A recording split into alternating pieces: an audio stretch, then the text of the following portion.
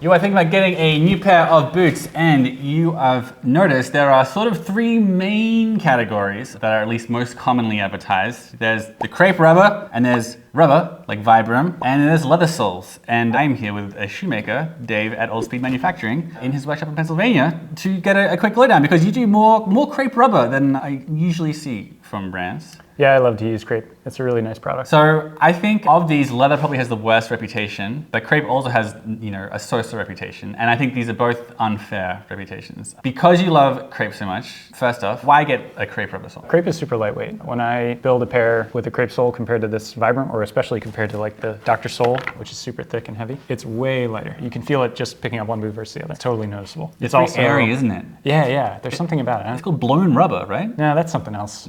So there's other soles that shoemakers use that are called crepe and that are called like blown rubber. Yes. That are not this. Crepe is very lightweight. Yes. Is it very breathable compared to rubber? Same level of breathability, which is like almost nothing. Got it. It's very squishy. That's a pro or a con, right? Some people they really like stability in their boots, and other people they like the softness. Absolutely. When I build a pair that's going to get a crepe sole, I make it wider at the heel because I know people worry about like rolling their foot over. That's a good point. Yeah, it is very soft. But that means better shock absorption. Yeah, it's super flexible and it absorbs shock really well. Right. Okay, so those are plenty of advantages. What about durability is the word? Crepe wears down pretty quickly, doesn't it? It does. It's available in pretty thick cuts, which is nice, but it's certainly not going to last as long as a rubber sole. The trade-off for it being so soft and flexible is that it does not last quite as long. So people will say, I'll just get rubber. Vibram is like the name brand. There's also Dainite is the other one you'll hear about the most often. Dr. Sole is the one that the real boot nerds love. He's out of Taiwan. We're not going to get into all the difference between all those, but we'll say a sole that's like this kind of rubber.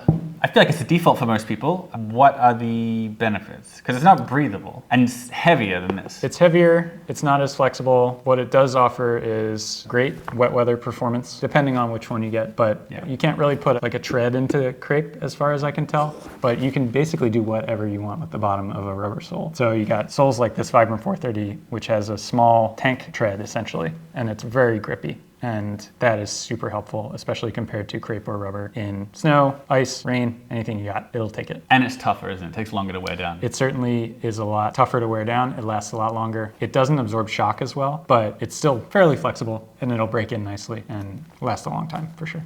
Okay, so when it comes to this kind of rubber sole, it's all generalizations, but this kind of thing, whether it's for cessed lugs like this, or like Dainite, or like a chunky commando sole, whatever it is, it's going to have better grip and better performance in the rain and better durability. Yes. But it's not the best at softness, shock absorption. The unsung hero, leather soles. I love them. What are the benefits of a leather sole? Generally, it's cheaper to resole. They're very lightweight. They're very flexible. They don't last as long. They don't really absorb shock. They're better than this, though, I think. Yeah, they're soft. Yeah, and sometimes you want a shoe that gives you a lot of information through the bottom of your foot. Yeah. And leather is great for that. Ground feel is the word. If you're dancing or something, there's no substitute. It's leather. It's so funny. I'm not a dancer, and I also thought that was just kind of like a cute, folksy thing, old wives' tale or something. But yeah, no, I was at a wedding in some leather-soled Oldens. I thought it was just the drinks or something, but no, it was the soles of those shoes. You really do dance better. And another thing with the leather soles is this whole ground feel thing is kind of hard to explain to people who've just worn sneakers or tougher footwear all their life. But I've been walking around New York City a lot lately in my Wolverine 1000 miles. Those are boots with leather soles. But when I'm walking in those, yeah, you can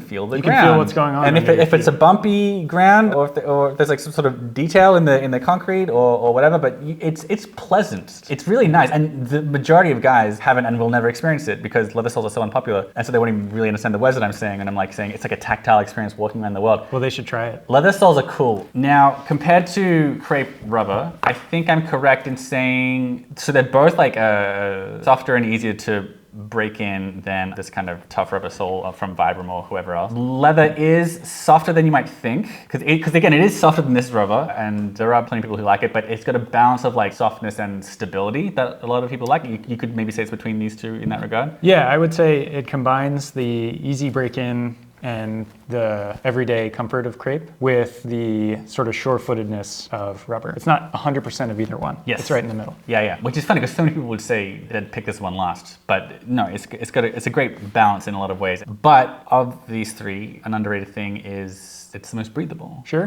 definitely. Yeah, that's why all the cowboy boots have leather soles, because you're walking around the desert, you gotta breathe. It's also why loafers, even though leather soles are so unpopular these days, brands that make loafers, they're still more likely to put leather soles on their loafers. They'll still go like, no, I don't care if you hate it, we're putting leather soles on loafers, because you're gonna be wearing them barefoot and or in the heat. That said, if the ground is very cold, you probably feel a bit more with a leather soled shoe, right? Yeah, definitely. I would say if the ground is really cold, and I've had that problem in this workshop, I go for the thickest rubber sole that I can get, because leather and crepe just absorb that. I mean, it's uncanny how they cool off, which is great in the summer, but in the winter it is cold. Yeah, it's a really good point. When I did my first listed winter boots, there was a boot with a pretty chunky commando sole. Otherwise, it was exactly like any other boot. And they're like, yeah, but it gives you distance from the cold ground. And I was like, that's made up. That's not distance. You're just trying to gives you a 1/4 inch. You're just trying to get included in this list of winter boots. But no, it actually does make a difference in the winter and in the summer as well, depending on what you're trying to get. One more underrated thing about leather soles, easier break-in than rubber soles. Yeah, I would say so. If you're getting a Sagara boot with 2 of these plus that Indonesian welt, that's not going to be an easy break-in. Yes. But if you're buying a pair of loafers with a beautiful JR leather sole or something, it's going to be super easy. Yeah. We're talking about this is obviously all in generalities, and obviously it's all else being equal. Yeah, with the break-in, a lot of people don't know that the break-in has a lot to do with what's underfoot, not just the upper. So you'll see a really thick, meaty upper on a logger boot or something, and you're like, cool, that break-in is going to be tough, and it will. But also just having a different outsole, like a leather outsole relative to a rubber one, or a foamy insole relative to a leather insole, and that does make a meaningful difference for the break-in experience as well. Definitely. So yeah, outsole matters for break-in, which a lot of people don't know. Also price, which one's cheapest? I know rubber's the most expensive, spoiler, but I know leather's cheaper than rubber. Where does crepe fall? Crepe is actually, if you get really good crepe, like natural crepe by the sheet, it's kind of expensive, but I would say it's probably still cheaper than, say, an expensive rubber sole like a Dr. Sole, or an expensive leather sole like a JR. But if you're going to a cobbler to have your shoes resoled, a leather sole is going to be cheapest no matter what. That's nice. And it has so many benefits. Leather sole's great. We didn't even touch on the thing that everyone complains about with leather soles.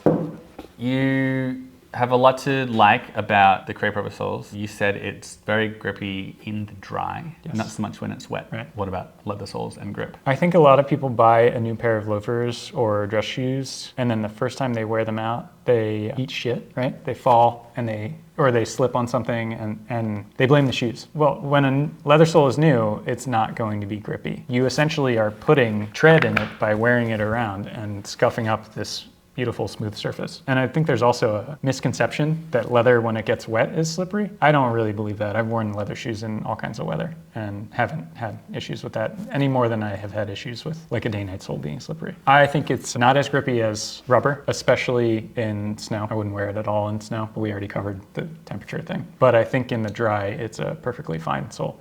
You do get used to wearing it and you anticipate the kind of slipping and sliding you might do. And if you're having trouble with that, go dancing in them. And when you're done, you'll be an expert in not falling in your leather shoes. Of these two, what's grippier? Crepe is extremely grippy in the dry. So in the dry, crepe 100%. In any other condition, I would probably take the leather sole. It might not look it. You might think this is still pretty flat, but you walk around in leather sole, like you said, the first time you wear it, it's going to be terrifying. But it's really after a couple of wears, you've beaten this up. And again, it doesn't look it, but it's, what's the word? Bumpy.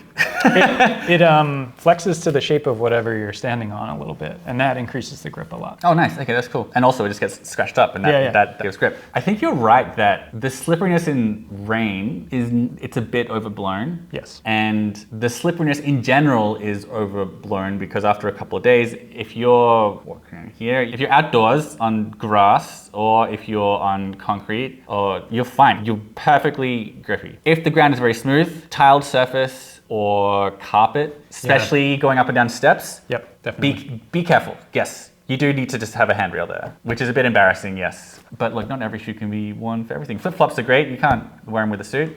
Yeah. Suit shoes are great. Can't wear them with shorts. Not everything can do everything. Just because you can't do 100% of every single thing in the entire world in a leather sole or a crepe sole or a rubber sole doesn't mean that any of them are bad. It's just know what you're wearing them for. Yeah. And you can't run in any of them. So these guys that but I need my shoe to be able to do anything. You can't even run in any of these. So what do you understand that not everything is for everything. 00 agents and Indiana Jones can all, wear that stuff and worry about running in it. But everybody else can switch to their sneakers when they got to go for a run. Wear the shoes that are appropriate for your situation. Yes. And the main take with this video is, when I was saying grippy rubber is bad, obviously it's great, it's got a ton of upsides, but crepe and leather, massively underrated, and they deserve your time, and they can provide sensations hitherto unknown to the modern man. To the rubber shoe wearer. All right, Old Speed Manufacturing. Dave, thank you for having us in your workshop. We've got a couple other videos with Dave coming out, and go to his website to check out some amazing handmade boots they made right here in Pennsylvania. Thanks so much for having us. Thanks, Nick.